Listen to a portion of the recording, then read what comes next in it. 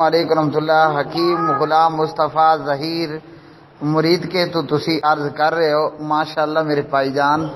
سوال ہے آپ کا کہ ایک بھائی نے آ کر آپ کو حدیث سنائی، صحیح مسلم میں سے ابو ہریرہ رضی اللہ تعالی عنہ کی روایت ہے، قسمت الصلاۃ بینی و بین عبدی۔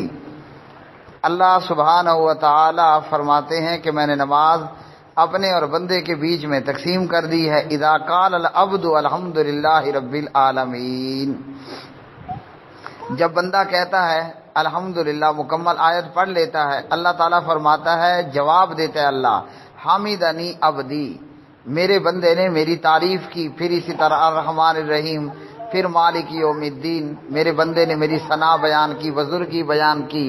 تو میرے پیارے بھائی، حکیم غلام مصطفیٰ ظہیر صاحب، صحیح مسلم میں یہ حدیث ہے، باب وجوب قراءۃ الفاتحۃ فی کل رکعۃ، فاتحہ کا پڑھنا ہر رکعت میں فرض ہے۔ تو میرے پیارے بھائی، یہ حدیث دلیل ہے مقتدی کا یا کوئی بھی نمازی ہے ہر ایک کے لیے فاتحہ پڑھنے پر۔ حدیث کے کیا الفاظ ہیں؟ اذا قال العبد۔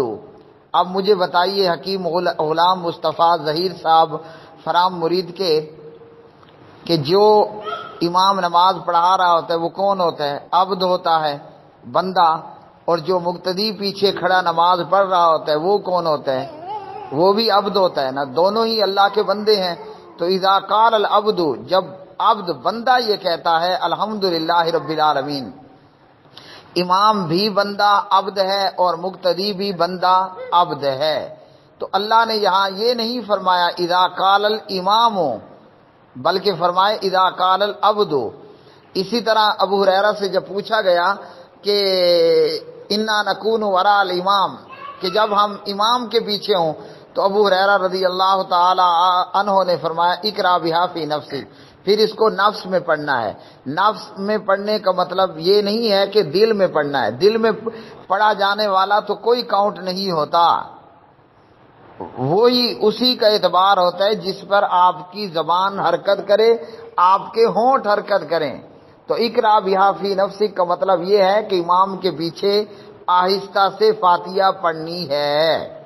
تو یہ حدیث دلیل ہے مقتدی کے فاتحہ پڑھنے پر، مقتدی امام کے پیچھے بھی فاتحہ پڑھے گا۔ آپ کو کسی مقلد نے ہیرا پھیری میں ڈالنے کی کوشش کی ہے۔ اور اسی طرح صحیح مسلم کے اسی باب کے اندر ابو ہریرہ رضی اللہ عنہ کی روایت، عبادہ بن صامت کی روایت، اور صحیح بخاری میں حضرت عبادہ کی روایت، لا صلاۃ لمن لم یقرأ بفاتحۃ الکتاب، فاتحہ بغیر نماز کوئی نہیں ہے۔